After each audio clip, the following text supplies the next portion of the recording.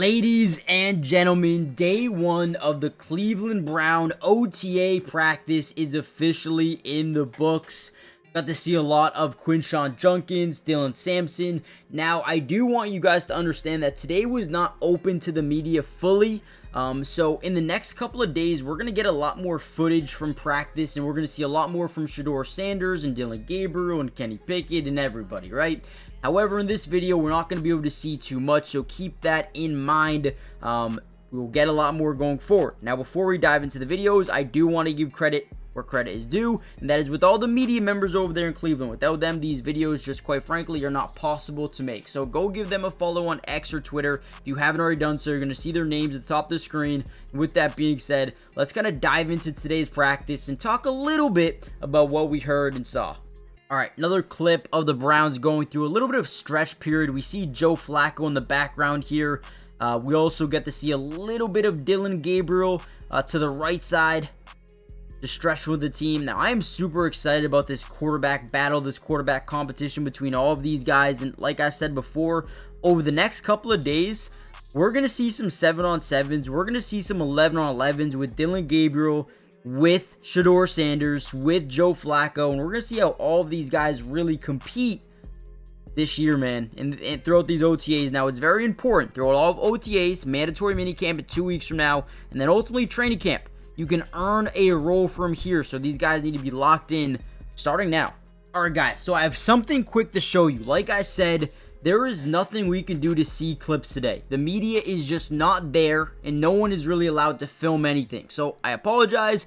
We have some big news, okay? Now, again, I don't know if this is something we can really trust according to sources, right?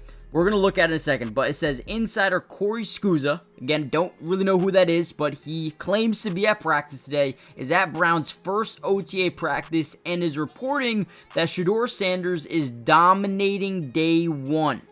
Something to monitor as the Browns ramp up their QB competition. Now, let me click on him. Let me look at... Okay, so he just tweeted this out an hour ago. Explain how I'm here, and then there's a picture of literally the Browns practice field. Okay, so again, I don't know if this is true, but we have people saying the clips that, you know, Corey has sent me so far today of Shedeur. I can't believe my eyes. Can't wait for y'all to see them.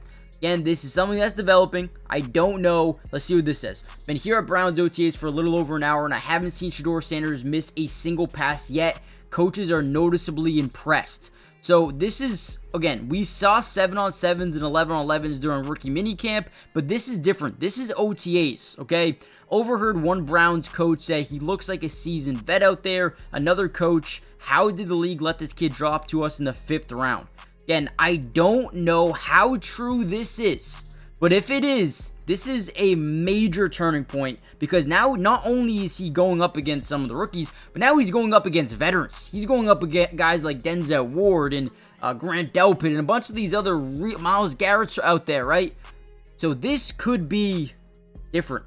I believe he will start at some point next season. I believe Kenny Pickett will be the front runner. We have to remember he was the 20th overall pick of the Pittsburgh Steelers a few years ago. But everything you're hearing out of Cleveland is how impressive Shedeur Sanders is. This is a guy we talked about as a possible first rounder, and I think he's showing that talent there, and the Cleveland Browns are desperate for a franchise guy.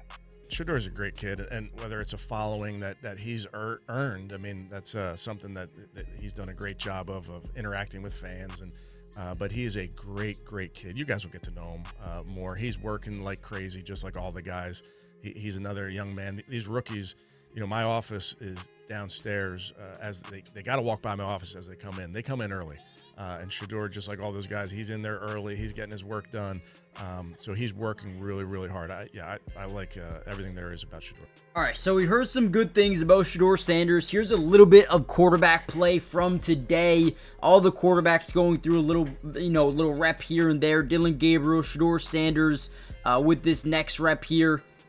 The Harold Fannin on a quick out, right where it needs to be, turns him up the field. I cannot wait to get these 7-on-7s and 11-on-11. So this first one looks like it's to Dillon Gabriel, or from Dillon Gabriel to a tight end.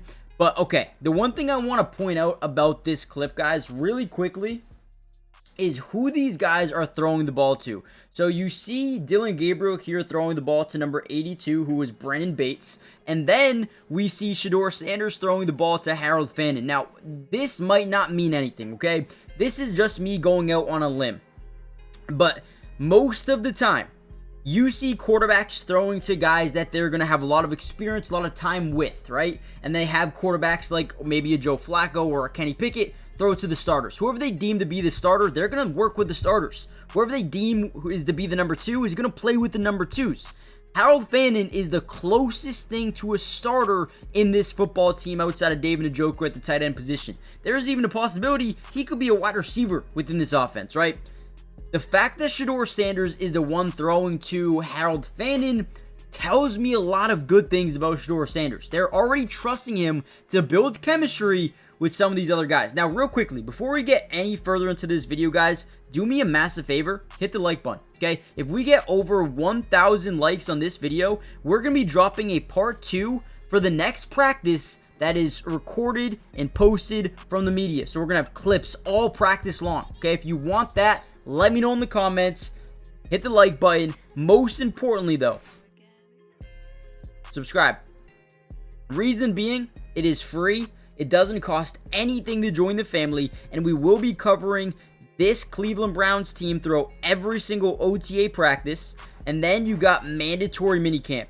From there, you have training camp, you have preseason. We're going to be covering everything. Literally everything. So if you want more of these videos, all you got to do is let me know in the comments down below, and just get ready, man. It's going to be a great offseason, right? Shedeur Sanders, Dillon Gabriel. This is going to be fun. Overall, guys, we are about to get into a really fun offseason with this Cleveland Browns team. I know we don't have too much footage from today, but don't worry. It's coming, okay? It is coming. Just wanted to give you a quick update from what we were hearing around Shedeur Sanders. Now, again, I do not know how credible that source is, and I wouldn't be surprised at all if it's some random dude just trying to get some clicks on the internet, right? But there is also the possibility that that could be real.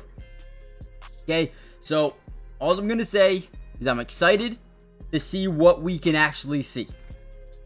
Do me a favor, guys. Hit the like button. Subscribe to the channel. Join the family. Turn on post notifications. That way you guys are notified every time we post a video. And I promise you, in the next couple of days, we're going to see a lot more film, a lot more highlights from practice, 7-on-7, 11-on-11. So stay tuned. And with that being said, I'll catch you guys in the part 2 to this video, which should be in a few days. And I want you guys to do one more thing. Comment down below, who do you think wins the job on day 1? Day 1, who is the starting quarterback? And on week 8, who is the starting quarterback? It might be different, might be the same. Let me know in the comments down below, and I'll see you guys in the next one. Peace.